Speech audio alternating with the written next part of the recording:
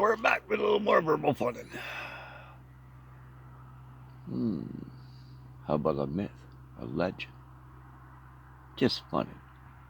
But my grandpa told me when he was a youngin', he had a friend in the woods, 'cause things at home were quite, so much funnin'. And his friend in the woods was quite a guy. At least that's what he said, but he didn't say he was a man. And this is why. You see, he went there to hide from Mom and Dad. His two brothers were mean, the sisters were even worse. And he couldn't stand it, poor lad. So he ran out in the woods. One day he was alone, and along came his friend. He was scared, but yet he was bold. His friend was like, wow, as big as a tree. He had hair all over him, but as surely a man he could see. And his friend and him sat there by a fire he had built. He shared some cookies he had stolen from the jar. His mommy will probably give him, what will. And they shared them cookies. And then for a time, he went his way. My grandfather went mine. And days and weeks went past, and they always gathered up, and he'd bring a cookie, and they'd always be together. That's what they thought. And one day came where his mother got mad. Too many cookies were missing. And she wasn't glad. And her father told him he'd been a bad person, that he had stole, never said nothing, and he stole from his purse. And he's going to get a whooping. Into the shed he went, and sure enough, he took off the branch and pad his ass is red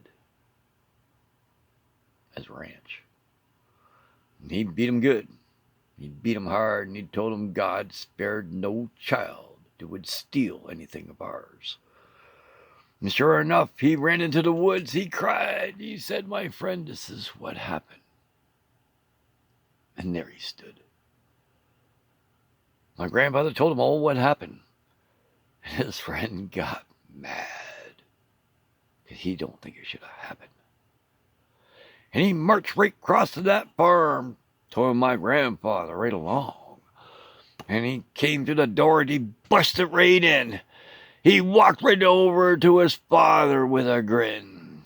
He picked him up with one hand, picked him up, and then set him again. He was sitting on the shelves, 4 feet off the frickin' floor. I think he was serious. He took him by a hand and he whapped him right across the face. He grumbled and griped and threw him down onto a plate. And he threw some wood in the stove and he lit it all up. He was burning it hard to look at him with a grin, smiling and tough. And I went to my friend. This is not what I want. My friend looked at me and said, I'm hungry. What do you want? He denied me a cookie, which you gave to me, but now I'm hungry. And I want to feed. My grandfather looked at him and said, as much as I want to have you eat that son of a bitch up, have a heart. Show mercy, my friend. It's only the way he could show love. It's the same for all of them. And the monster,